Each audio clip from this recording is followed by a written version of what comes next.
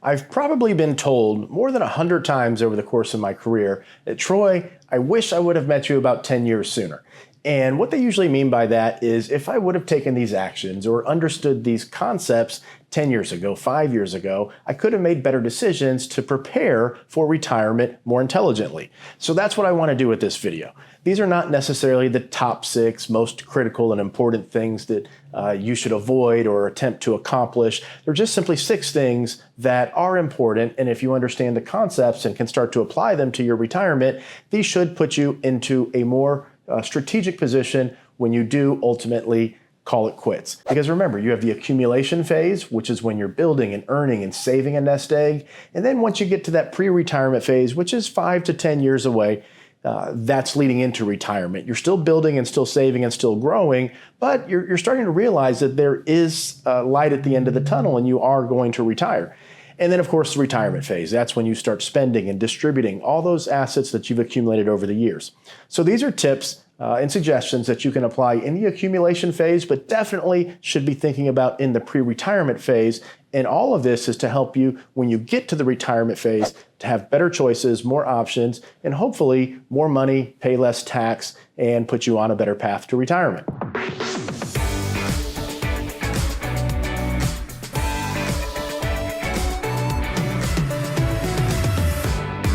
The first one is not contributing to an HSA, a health savings account.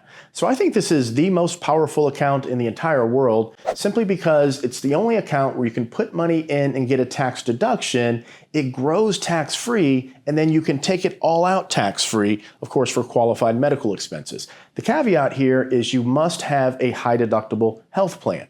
So again, this may not apply to everyone, but if you don't go to the doctor often and you only need kind of catastrophic medical insurance or coverage, and you can afford the higher deductibles and the smaller monthly premium payments, what this does for you when you get to retirement is it allows you to have the sum of money that has been growing tax-free. You had tax deductions in the accumulation phase when you contributed to it, but now, especially if you retire prior to 65 and you have to purchase health insurance in the open marketplace, this can do one of 2 things. One, it can help you pay for those health insurance premiums, but because the income comes out tax-free, it doesn't increase your adjusted gross income or modified adjusted gross income, which could also help you to qualify for a subsidy on the exchange, and your health insurance premiums possibly could go down to 0. Now, with that said, it depends where else you're getting your income from in those early years of retirement. This is step 4 of the Retirement Success Plan, health planning. And as far as the HSA is concerned, it has more benefits than just the account itself. It helps with income and tax planning once you do get to retirement, especially if you retire prior to 65.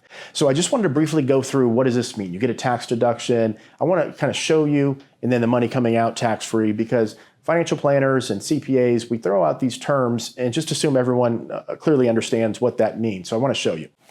So you put money into an HSA. So let's say you have $100,000 income. If you have a family, you can put $9,550 in if you're over the age of 55. So if you're single, you can put $4,300 into the HSA. And if you're less than 55 with a family, you can put $8,550 into an HSA. Now, it's important to note here that each spouse cannot do the maximum. That's the total amount for the family that can go into that health savings account. But this is essentially what it does. So it reduces your income. So now this would be your gross income. If you have other deductions or the standard deduction, it would reduce your income further. That would leave you with what we call taxable income, and then you pay tax on that amount of income. So it reduces your income, so you pay less tax on the amount of income that you receive while you're working. Okay? Then the goal here is to put as much money into this over a series of years, and you get to invest the money. So let's just say you buy an S&P 500 index fund, and it grows, it compounds at 7%, 10%, whatever. Hopefully we can get $50,000 to $100,000 a year in here, and then when you get to retirement, especially prior to 65 when Medicare kicks in, because you have to go into the marketplace to buy your own health insurance, you can take this money out to pay for your health insurance premiums or your other qualified medical expenses and not pay any taxes. So this is income in growth that you never pay taxes on, not going in and not coming out.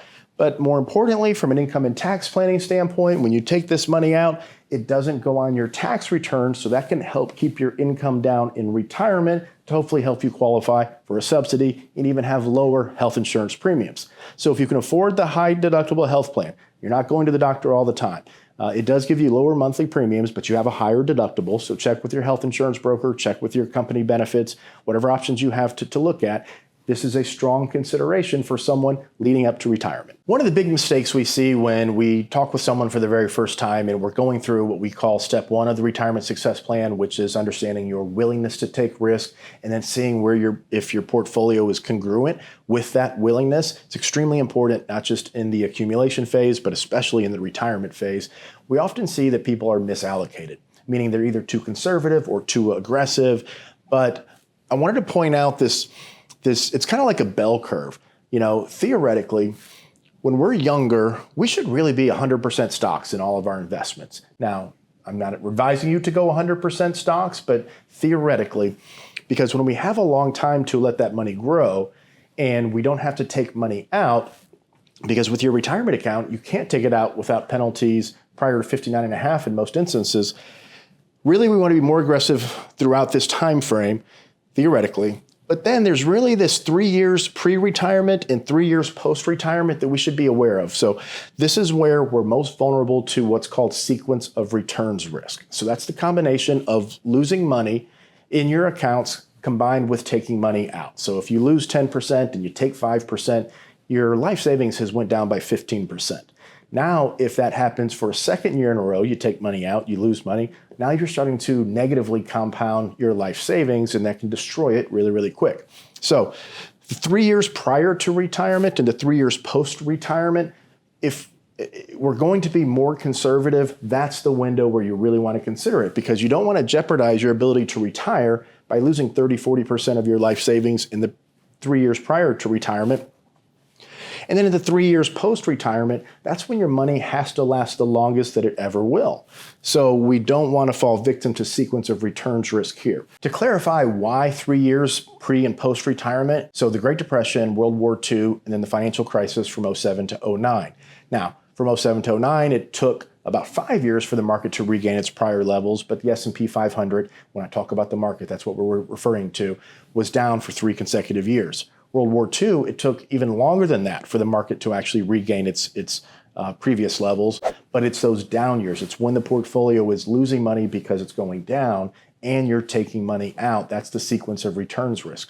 Once it starts to come back up, even though the market has not quite yet attained the levels it was previously, you're having positive returns while you're taking money out. So you're preserving, hopefully, more of that account balance. And then when things do finally get going in the right direction, you're seeing your wealth hopefully continuing to grow. So it's kind of like a bell curve, and just understanding if you are more aggressive or if you're conservative, maybe you should consider being a little bit more aggressive in the accumulation phase.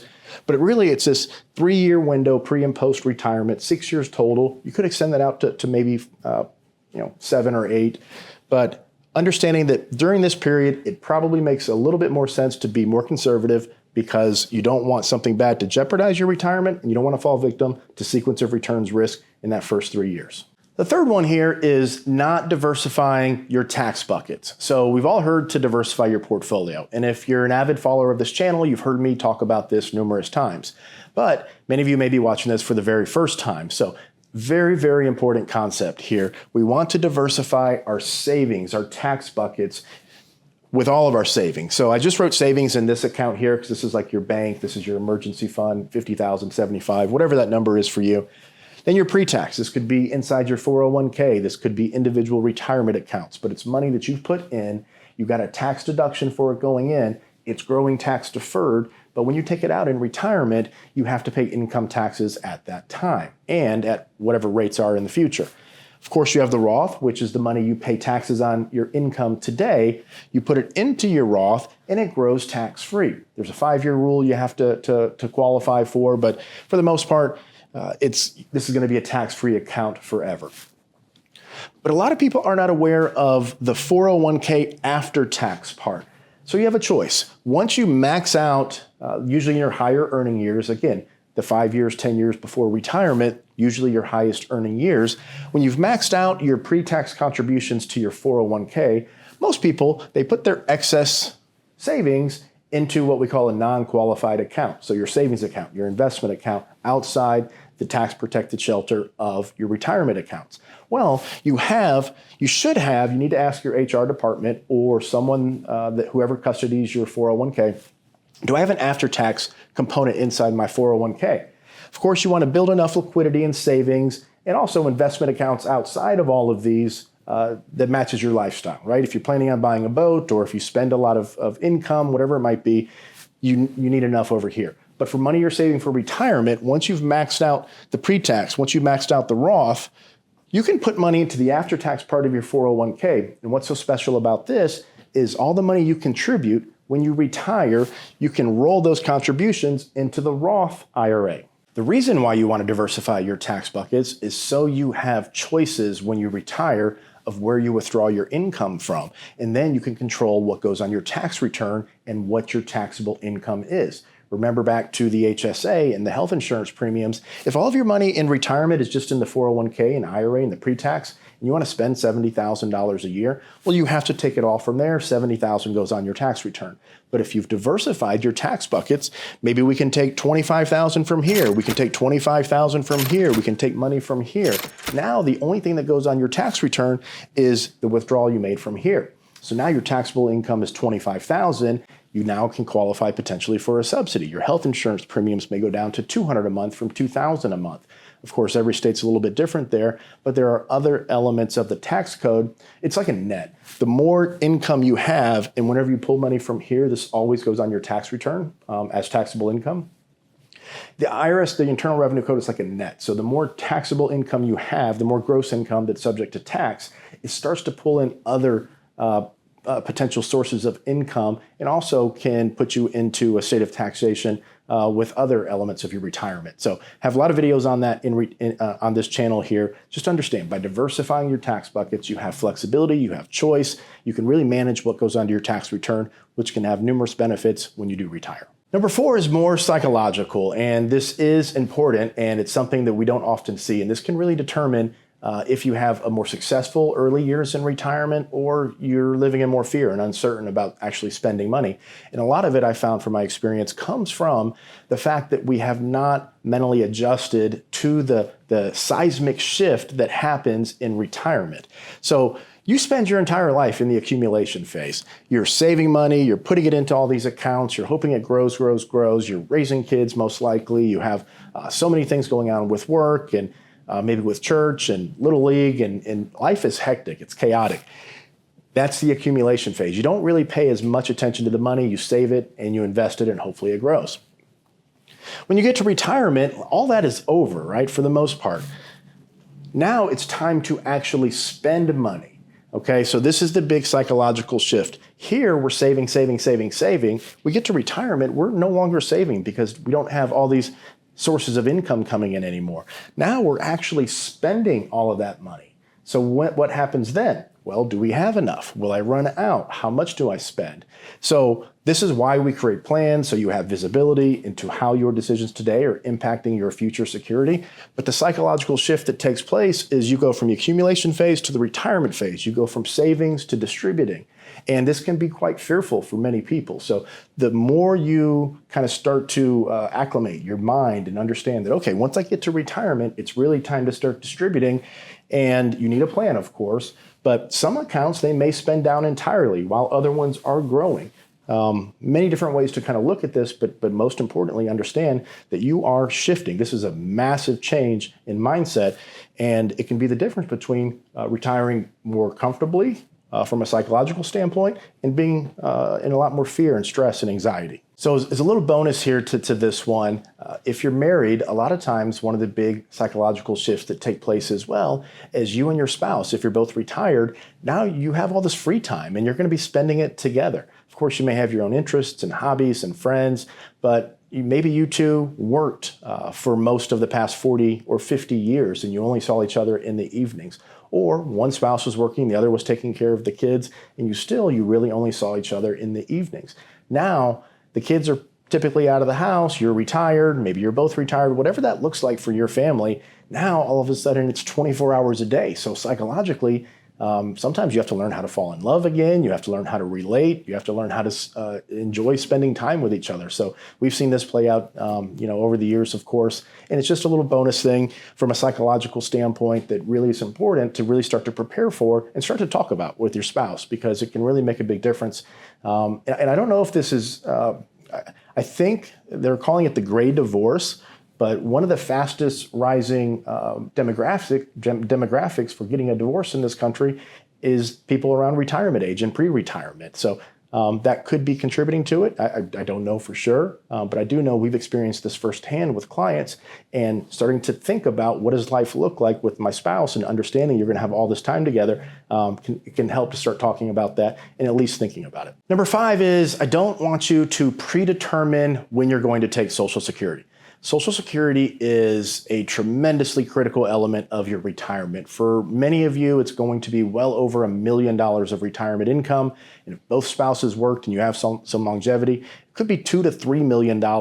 I'm not exaggerating, $2 to $3 million of retirement income, depending on when you take it, how long you live. So it's a massive decision. Too often we've seen people come in and they say, Troy, I'm going to take it at 62. I'm retiring at 62. It's my money. They've been taking it out of my paycheck, and this is when I'm going to take it.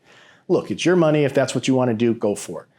But what I would recommend is let's look at Social Security as just simply another source, of course, to provide income in retirement, just like your retirement account, just like your investment accounts, just like all of your other tools that you have at your disposal. We want to optimize when you take money from Social Security with respect to your other investments, with respect to your longevity, your health, how much risk you're willing to take in your portfolio. So if you're a super conservative investor, you should probably defer Social Security longer as a general rule of thumb. If you're a more aggressive investor and you have enough assets to withstand market volatility and downturns, maybe you want to take Social Security sooner because you don't need it for longevity purposes. But it's also a preferentially taxed item. And you have this other tax-infested retirement account that there's a balance between when you take Social Security and the amount of dealing you can do with the tax-infested retirement account through Roth IRAs. Because when you take Social Security and then you do Roth conversions, you lose the preferential treatment that Social Security provides, like that net. It brings all of Social Security into a state of taxation, and now you're probably paying more than you otherwise have to, or will receive less over time after taxes. So just like you have to decide 62, 67, or 70, these are the kind of trigger points. Full retirement age is 67 for most of you watching this. If you've not taken Social Security yet, of course, you can defer it as long as age 70, but you can also take it anytime in between there. So when you don't predetermine when you take it, you can have that flexibility. If the market's down and you're 66 and you were going to take it at 67, well, let's possibly consider taking it at 66. If you were going to defer until 70, again, market's down or something comes up, unexpected expenses, as long as you have a plan and it makes sense and it's not jeopardizing your long-term security, maybe you take it at 67 or 68 or 69. For some of you, it may make sense to take it at 62 or 63. All I'm saying is don't predetermine when you're going to take it. Let's make a strategic decision about what makes the most sense for you in your retirement. Because you also have to decide, when am I going to start taking money from your IRA? Because at 73 or 75, depending on how old you are now, you are required to start taking money out of these accounts. So you have no more choices. Just like at 70, you don't have a choice. You automatically start receiving Social Security at 70. 73 and 75, RMDs, required minimum distribution start. So this is the government's plan, right? You have to take money out of the IRAs, but for a lot of you, if you've saved a decent amount of money inside your 401k or IRA, these required distributions later in life, they can be really, really large, which can bring more Social Security into tax, can bring dividends, long-term capital gains. All of these sources of income can bring them into higher states of taxation. So you need a plan, but just don't predetermine when you're going to take Social Security. Make a coordinated decision with your other sources of income, your longevity, all of these things working together. And of course, that's what a retirement income plan is. The last one, and maybe the most important, depending on your situation, is don't be afraid to retire. I can't tell you how many times someone has come in and they said, Troy, I've wanted to retire 2 years ago or 3 years ago, and I just kept working because I was afraid. And we run through the analysis on the first and the second visit, and we put it all into the software and we go through it. And they're going to end up passing away based on how much they want to spend with somewhere between $2 million and maybe $5 million. So what that means is either we need to spend a lot more, which is unlikely to happen because they were already living in fear up to this point, but they could have retired 1, 2, 3, maybe 4 years ago. So by not creating visibility, by having a plan, by talking to someone, by understanding what your choices are, many people live in fear and then they prolong the retirement decision. A lot of times your identity gets tied up with who you are at work as well. So just start thinking about retirement. Start envisioning, what are you going to do with your time? Who do you want to be with? Where are you at? What are you doing? This can start to acclimate you to what retirement can be. And then, of course, you need to understand the money side of it. How long will it last? Do you have enough? How much can you spend? How do you pay less tax? For us, this is what the retirement success plan is all about. But I don't want you to be in fear and push retirement away, because we don't know how long we have, right? So you've worked hard, you deserve to retire, you deserve to do so in a way that you can comfortably spend without living in anxiety and fear. So have a plan, but most importantly, don't put it off because you're afraid to retire. Reach out, talk to someone. If there's someone in your neighborhood that is a certified financial planner professional or somebody that in your local area, of course, if you want to reach out to us, feel free to. But most importantly, have the conversation, start to create some visibility of what retirement could look like to you, and then decide, can you retire?